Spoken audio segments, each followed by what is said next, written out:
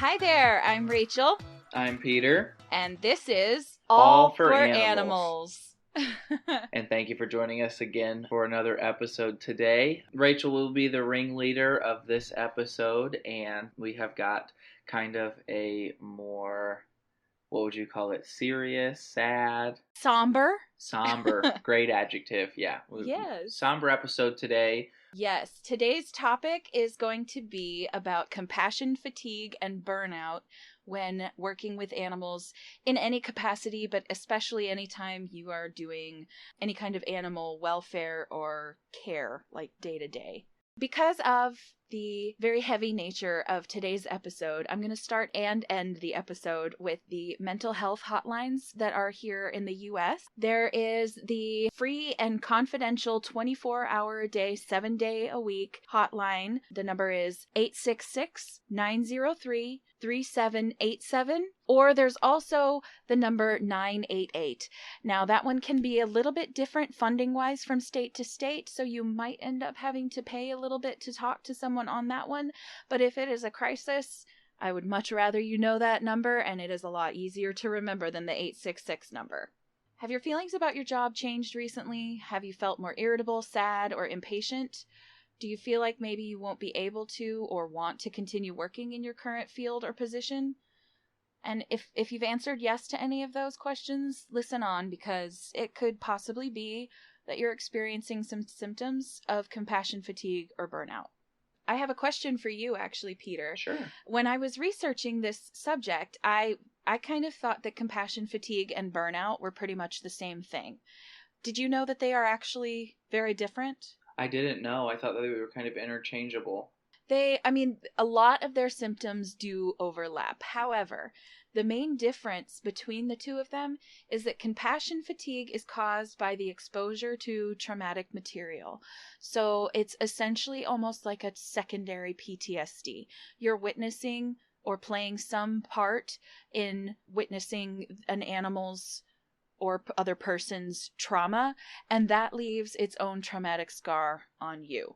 Burnout, on the other hand, is usually more so caused by environmental attributes, such as the office environment that you are working in, the specific job you're doing, coworkers, your supervisor, or just in general, a poor behavioral culture in your job. Right.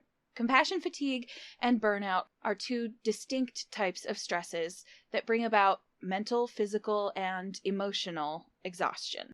The signs of compassion fatigue tend to be things like headaches, extra sadness, grief.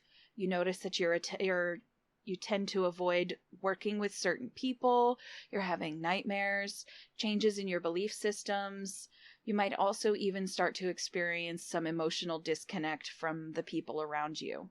Symptoms can mirror PTSD, like I mentioned, and they can also mirror psychological disorders, and they can also come with psychological disorders such as anxiety and depression. Sure. They can bring about muscle tension and cognitive shifts, which was kind of that same idea of changing the way you look at the world around you.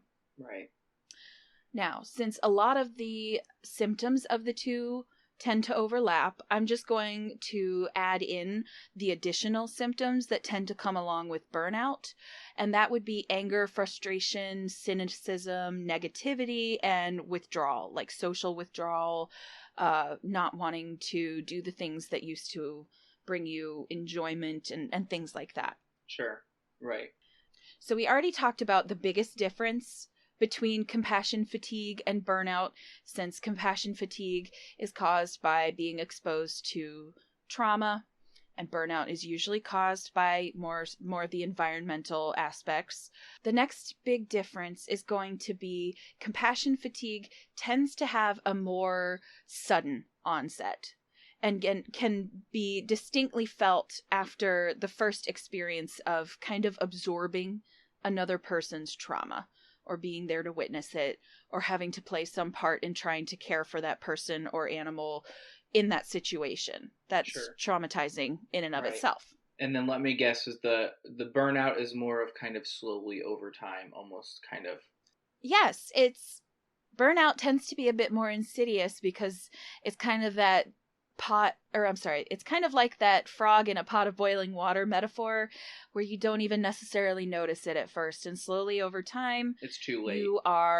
You're getting too much paperwork, you're not getting enough you're not getting enough resources to do your job properly, you're having to work longer shifts, things pile up on you, and it takes time for that to happen. Right. Compassion fatigue is the term that describes like the impact of helping others, whether it be people or animals. And burnout is the term that describes the impact of a stressful workplace. So one is a little bit more changeable within your field, and that would be burnout, and that can be something like finding a new job at a better office or a better practice or whatever the case may be, a different salon where the environment just kind of vibes with you a little bit better. Something like that where, you might just be having too much expected of you in that one particular area, or maybe you just need to be able to delegate a little bit better, divvy up the responsibilities amongst you and your colleagues as much as possible. Whereas compassion fatigue tends to be one of those things that it kind of comes with the territory, and you have to learn it comes with the territory of caring for people or animals, because you're going to see some things that are going to really upset you. So you have to just be prepared to take that on and learn how to properly manage it, get the help that you need. A therapist can be very helpful for both of these, actually. They can also be helpful just in allowing you to ask yourself the right kinds of questions to help you just kind of differentiate which one you might be suffering with, because they can be so similar, it can be really hard to tell at first.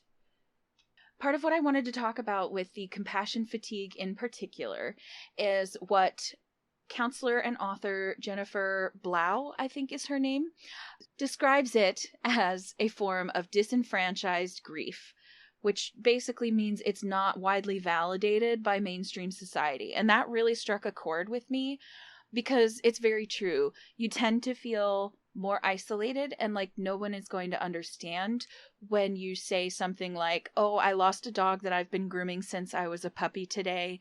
My client just called and we cried together, and that's really, really hard for me." Lots of other people probably won't necessarily understand that, because they'll basically brush it off as, "Well, it wasn't your dog, so you're good." Or even worse, "It was just a dog, so why are you upset?" Have you experienced any of that? Oh, absolutely. Hell, I've probably cried, a dozen times last year over dogs I've lost. And me and you, Rachel, we're in a market for senior animals, Yeah. A lot of the dogs that I see, they went to a salon their whole life, and now they're old and and they're done with everyone's shit, much like I will be when I'm 80. Yeah. And they need that one-on-one, that quick in and out, and the convenience of comfort of being right in their owner's driveway. Mm-hmm. And it's also about the attachment. You see this dog every 4 to 6 weeks. You can't not grow an attachment. Hell, I had a goldfish that I had for probably 5-6 years, and I was heartbroken when he passed away. And furthermore, it was my fault. I shocked the tank doing a water change, and so of course there was a little bit of guilt in line with that. And I think that was something that a lot of my friends couldn't understand. Is like, dude, it's just a fish. And I was just so frustrated, I ended up throwing the whole tank away. I didn't want to even see the tank with a new fish in it. It would have just been totally understandable. And then with people like veterinarians, they have the added burden of having to perform euthanasia. Right. They have the added burden of seeing all of the actual physical trauma that is happening to dogs and cats and whatever other animals they treat on a daily basis. So they're seeing firsthand just how much these poor little creatures that basically trust us humans with their entire lives. Right. And they're seeing how much they go through because of us humans. And that kind of trauma, especially compounded over what tends to be a very long career, it's not something to sneeze at. It's a huge deal.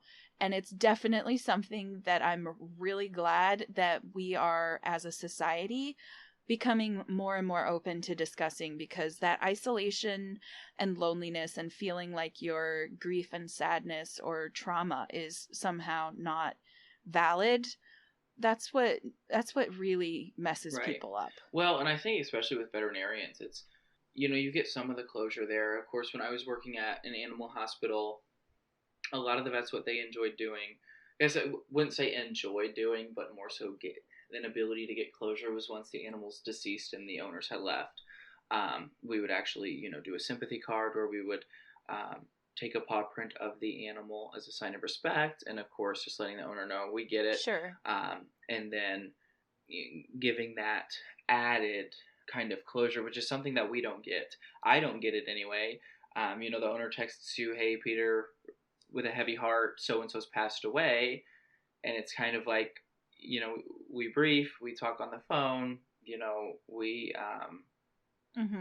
I give my compassionate piece, and then it's over, and they're not, the dog's not there, and the client often you don't see any longer. It's almost like you don't just lose the dog when the dog passes away, you lose the client. Of course, for me, not having that many clients, 80, 90, it's difficult. You get these dogs that you see and these people you get to know, and you ask about their lives, and then the vets get it even harder. We become part of everybody's family that we see all the time. I mean, how can you not? Especially as mobile groomers, we're invited into these people's homes. We help them with other things too, or at least I do. I bring in packages for my clients, and they ask me to do small tasks, because a lot of my clients are also elderly and can't drive their dogs to and from the grooming salons themselves and everything. Oh, sure. Or I mean, I've even helped set up Venmos, help set up a Venmo account for a client, or kind of show them how to operate my automated text messaging system.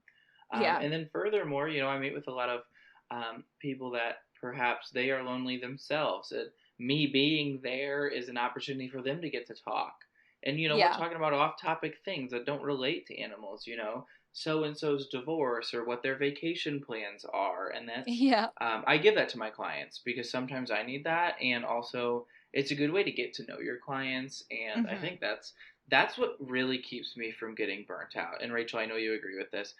Having clients you can't relate to, or difficult clients in general, can be, I deal with nervous, even aggressive dogs all day, but a more cold person, you don't get that added joy of getting to groom their dog and to get to know them. It's kind of, and luckily for me, I don't have a lot of that, but I would say that having the good clients that are really sweet and understanding, and you really want to get to know more about them and their days and their lives, it keeps you from getting burnt out. Well, for me, you were talking about at like the vet clinics, some of the things that would help everybody get more closure. And one of them was the sympathy card. I adopted that practice. I did as well. So when one of my clients lets me know that one of the pets that I've worked with has passed away, then I write them out a beautiful little sympathy card, and I actually get these little seed paper hearts where you can just like put them in some damp soil, and wildflowers grow where you plant them. That's a really good idea. So I put those in there. Yeah, and I let people know they can plant a little wildflower garden for their for the memory of their pet. Sure. And I think or at least it makes me feel better that I've gotten to at least just say one more time, "I'm so sorry that you've lost your pet, and they meant a lot to me too." Well, and a written sentiment, I feel like, hits home harder. I mean, when I had lost one of my cats to FIP, I had gotten a sympathy card. Hell, even our local PetSmart gave me a call to let me know the store was thinking about me. And I think that kind of, it's good to see. And that's almost a pay it forward for me, is, that made me feel good when I needed it. Why not do the same for my clients? Because we do give a damn. And I think that what takes 10 minutes out of my day to write a nice candid little note and send it out maybe will help them in a way that I don't know. Yeah. So as with just about any other mental health condition, both burnout and compassion fatigue can lead to a lot of kind of anger or resentment, which over time can change your worldview, even leading to you tending to see the worst in people. This is definitely something I've struggled with, seeing some of the absolutely horrible neglect of the pets that I've been trusted to care for. I can start to feel like all that abuse and neglect is how just everyone is treating their animals. Tends to make you more cynical with your clients, feeling hopeless in your job or like even whole career path, and feel like you don't have that way of making a difference, which so many of us that work with animals, that's like one of our main goals, is we just want to make that difference for that animal somehow. Right. And now let's dissect this a little bit because, sorry, I don't mean to cut you off there, but I'm really glad you touched on this point because I still struggle with this in all honesty. Oh, yeah. This feeling of, what'd you say, hopelessness, and yes, that everything has just succumbed to allowing people to neglect their animals, and it's not necessarily allowance. Here's an example that I like to give. Obviously, I've been an animal person my whole life. There's almost every single day I'm reminded why I'm an animal person. And it could be as simple as someone cuts me off in traffic, or you read in the news something just horrendous. And it shouldn't be. And a lot of other people's heads, I don't know necessarily go there. But what I always try to remind myself, especially when I go out to the rescue, and I see these dogs that have just been horribly mistreated by people. There are people just like me and just like Rachel and just like a lot of our listeners that can't stand the abuse just as much, if not more than us. Yeah. And there are people right alongside of us that have made it their life's mission to help. And I'm not here to necessarily extinguish neglect and abuse, but I'm here for the animals to have someone to lean on for when the neglect comes out. Sure. So, and it's hard for me when I go out to the rescue to see these dogs just so miserable. But then you think to yourself, this rescue has these animals in their care now. They get a fresh start at a new life, and I get to be the one with the privilege of kind of starting that new life. I love shaving down an animal at a rescue and just seeing how they've obviously not had much experience being groomed or on a table, but they know what's going on. Yeah. And it's almost symbolism when that pelted coat falls off, that is your old life. Yes. And we throw that in the trash and you move on and you get a restart. Absolutely. That's a wonderful way of looking at it. I just wanted to dissect that a little bit. Sorry to cut you off there, but that hits home for me because that's something that as a newer groomer, and I'm only 24, I still struggle to remind myself that there are people just like us willing to put their best foot forward to help the animals. Yeah, so, it really does help to take a moment to think about that. And it's funny that you mentioned that because here in just a second, that's going to be big on my list of ways to combat it. So, according to that same author that I mentioned earlier, Jennifer Bao, and I really do hope I'm saying her name correctly, there are essentially 3 main elements to battling compassion fatigue. The first one is pretty obvious, and thank God right now we are having a massive resurgence and recognition that this is needed, and that is self-care. And it goes beyond the simple and more reductive version of just make some time for a nice relaxing bath or go get a massage. Although I do want to put in here, those are also self-care, and everyone listening, you deserve those too. Don't get me wrong. However, self-care activities, the definition, I guess, are activities that make you more resilient in the face of stress. So these things also include things like getting a good night's sleep, eating a healthy diet, exercising and engaging in hobbies outside of your animal work. And self-care can look very different for every different person. And again, that's another place where a therapist can be helpful in identifying what might be positive self-care for you. Right. It's not a one-size-fits-all. Exactly. What works for you may not work for the next person. Yes. There's a million different avenues to take. So the second main element is support. And again, this can also be extremely different for everyone.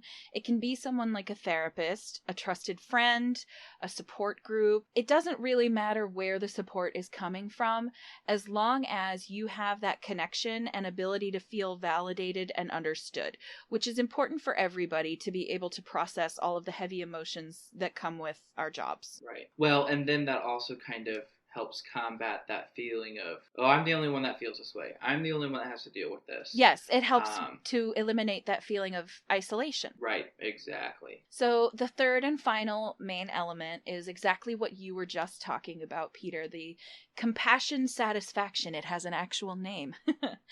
And essentially, this is the happy stuff that we get to experience from our work. So for vets, it would be remembering that for every euthanasia, there's also that brand new puppy that's just so excited to come and visit their vet for the very first time. It's also the time that you got to save that dog and adopt them out to a wonderful, loving family. And then you treated that dog into old age and he lived in the lap of luxury. So it's also the things that we tend to say make it all worth it.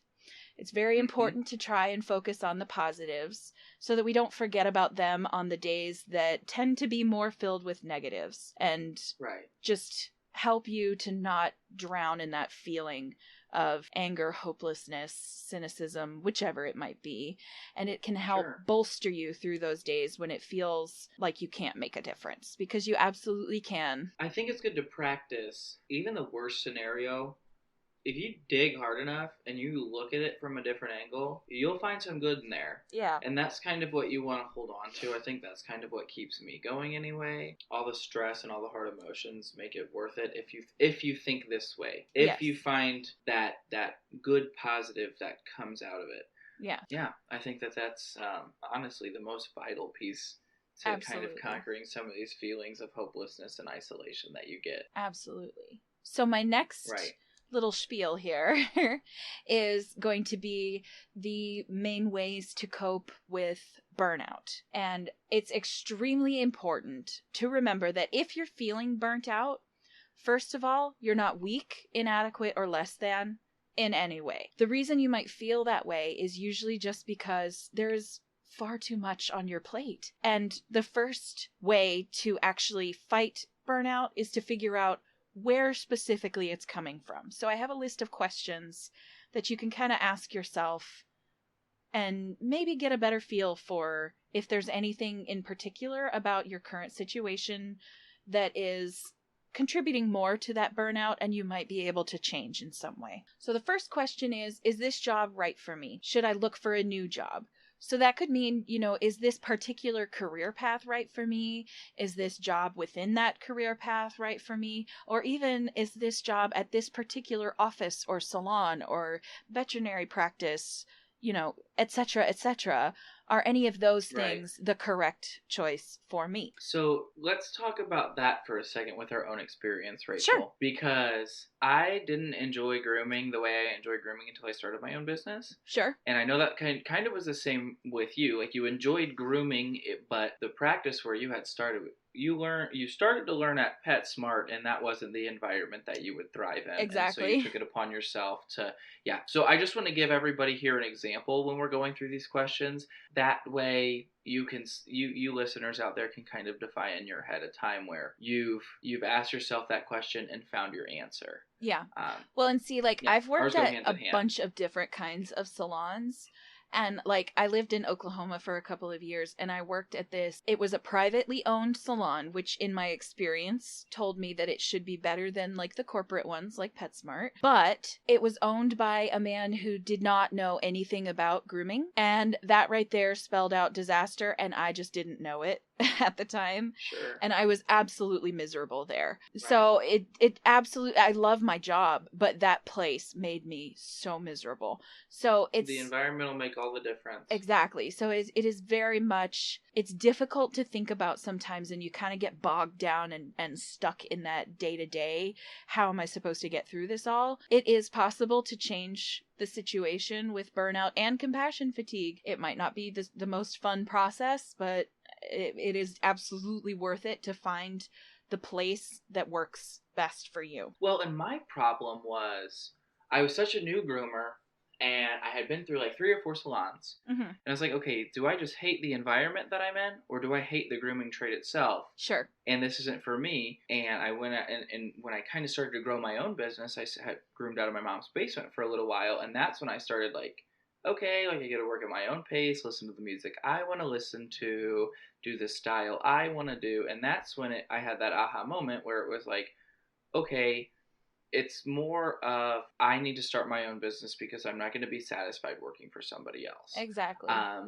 And so that's when I got the mobile and was going to do mobile for a few years until I found my brick and mortar, and then fell in love with mobile and met Rachel, and we'll never get to the brick and mortar side of things. Yeah. So yeah, it's a hard question to think sometimes, and sometimes it can be really, really confusing. Yeah, which is why I wanted to kind of have this little list of things that you can kind of just tick off in your head. Just be like, Sure. Okay, this one doesn't apply, but maybe this one does a little bit. So the next question that I have is there anything that I can take off of my plate by delegating to others? And I feel like that's probably something that people more in a brick and mortar or with a lot of employees or veterinarians and practice owners and those types might benefit more from than us specifically, since we tend to work on our own, so there really isn't anybody to delegate to. Well, I mean, for me, I have the girl that works under me.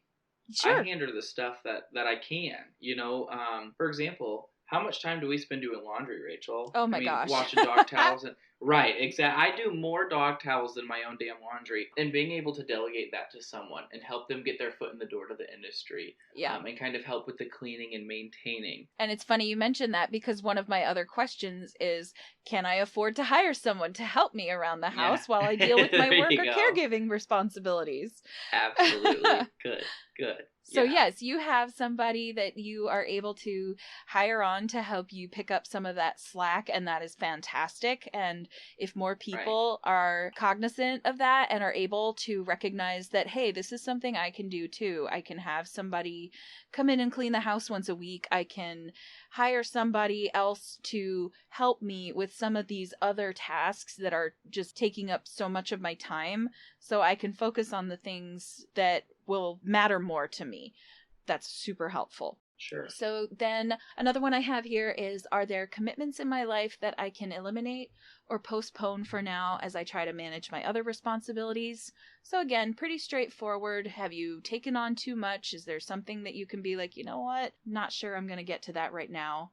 Anything like that. And then I added in one that I find to be probably the most important for me, and that is, do I feel valued and respected at my job? Am I being forced to deal with abuse from other staff or clients at work? And I think not enough is said about that. There's a little bit too much of that the customer is always right mentality, which has allowed a lot of people to think that they can get away with just outright abusing the people who are trying to work with them in whatever professional capacity they are working in. Well, and then furthermore, you get a boss that's going to put the client above you. Yeah. And that's not an environment you can work for. I think that talking about how you see the silver lining in everything, all the shitty bosses I've had have showed me exactly how I don't want to run my business in the future. Exactly. And that was the biggest takeaway, Rachel. You're exactly right. It's like, I think my generation, the younger generation, has really, really kind of stomped on the customer is always right. Of course, thank goodness diplomatic, someone had to. Yes. But you don't get to treat people like shit and still get their service. That's not how it works. Yes. It shouldn't work at a McDonald's. It shouldn't work at a local business. It shouldn't work at a vet's office, your groomer. Yeah. Respect in our business goes 3 ways. I respect you and your dog. You and your dog respect me. Well, and for us too, it's also about that trust. You know, if you feel that it's acceptable to steamroll over us and abuse us, there isn't that trust there that needs to be there for a job such as ours, where, you know, we're working with sharp objects around a moving target. Right. We have to know that you're going to trust us to do our best job. We have to know that we can trust you. And should something happen. Yes. Right. I don't want to sit here ridden with anxiety grooming your dog because I'm going to worry about you blaming me for this or you blaming me for this and da-da-da-da. I don't put up with it anymore because that's what's going to burn me out more than anything. Yeah. And I will say this. Those types of clients and those people, at least in my experience, have been a needle in a haystack. Bulk the people that have inquired or are on my schedule are very, very kind, understanding, and they understand my business and the process. And we don't even have to have that conversation about mutual respect. Yeah, but you and I both have had several lovely interactions over the last couple of weeks. Yes, and I write those people off so quick because you're an adult. I'm not going to sit here and have the mutual respect conversation with you. That's something you should know. Yes. And if you don't know that, I'm not the groomer for you. Yeah, it isn't your responsibility to have to teach people how to treat another human being. Right, I'm a groomer, not an emotional regulator for exactly. You, so. Well, and see, I was also going to mention that one client that you and I both got to experience her particular brand of crazy. Oh, good Lord. I don't think I got to tell you, but she reached back out to me last week, and I guess somehow she thought she could bully me into putting her back on my schedule.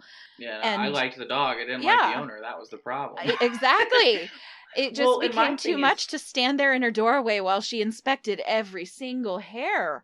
Exactly. Well, and it was like, I can even understand kind of doing the whole quote unquote inspection, maybe the first groom or two, because at that point you aren't familiar with my work. You haven't experienced it. But I groomed for that woman for over 6 months. And she was like every 3 to 4 weeks, and it was the same exact thing every single time. And I just got fed up with it. And I was just like, you know what? I'm not going to spend an extra 15 minutes standing here every time while you look over every single hair on your dog. There are too many good people on this earth for me to waste my time weeding through the shitty ones. I'm not doing it. Yeah, being able to pick and choose who you're willing to work with is a huge luxury of owning your own business and working for yourself that I am never going to be willing to give up again. I've had way too many bosses that would tell me, oh, well, they've spent too much money here. You can't let them go, and you just have to find a way to work with them. I'm not interested in doing that anymore. And I will say, I agree, it's give or take, and I would definitely rather have the added stress of owning the business to have the other luxuries, but I do miss when I was working for people and I was on a vacation and all my ass had to do was request off. Yeah. Because I think that there's this stigma when you own a business. Well, you own a business, you can do whatever the hell you want. And it's like, no, I'm at the mercy of a lot of fucking people. Yeah. But when you get to be picky of who you're at the mercy of, it makes it all worth it. And this all goes back to that client groomer relationship where my clients, they respect and they understand me. And yeah. And it makes me feel so, I don't want to say talented, but appreciated. Yes, and absolutely. I know that you feel that too. Yes. Right. So, after identifying the aspects of your life or job that are causing the burnout, you can start to implement changes such as finding a better work-life balance, leaving a toxic work environment, delegating some of your responsibilities. Peter, you mentioned wanting to be able to go off on vacation and not have your phone blow up. You could always hire a virtual assistant, my friend. Just putting it out there. Yes. Yes. And most importantly for both compassion fatigue and burnout, the most important thing you can do is setting and maintaining proper boundaries. It's so important for you to not have to be quote unquote on all the time and to be able to just relax and enjoy your life outside of your job, because your job is not your entire life, and you have to have those things that exist just to bring you joy and happiness, or you're just going to go bonkers. And I've already been there for years.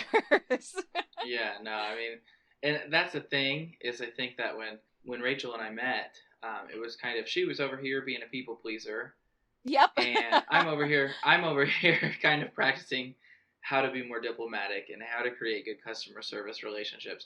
And that's where we kind of, I think, helped each other, where I helped you, I think, and I say this humbly, I helped you create boundaries for yourself. Oh, yeah. And you helped me put the brakes on getting burnt out before we got to that point. Yes, thank you. I hope I helped. Because if I groomed how you groomed before we met, I would not be grooming right now. I would not be grooming right now. I would have been so burnt out.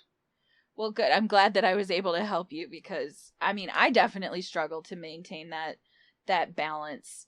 And so Sure. actually, that's how I want to end the episode. I'm going to come back to that here in just a second. But I was just going to mention that, again, therapy can be very beneficial for addressing both burnout and compassion fatigue.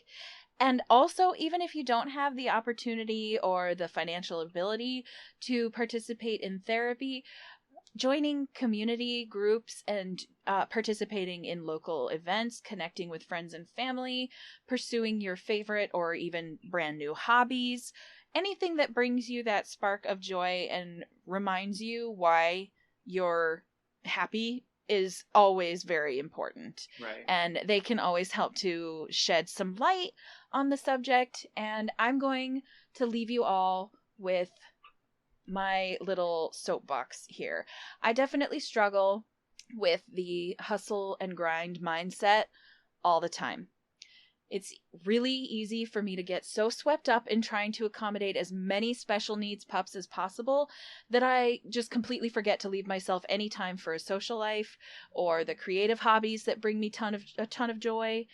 And it's so easy for anyone working with animals to get wrapped up in trying to take care of everyone and everything around them before themselves.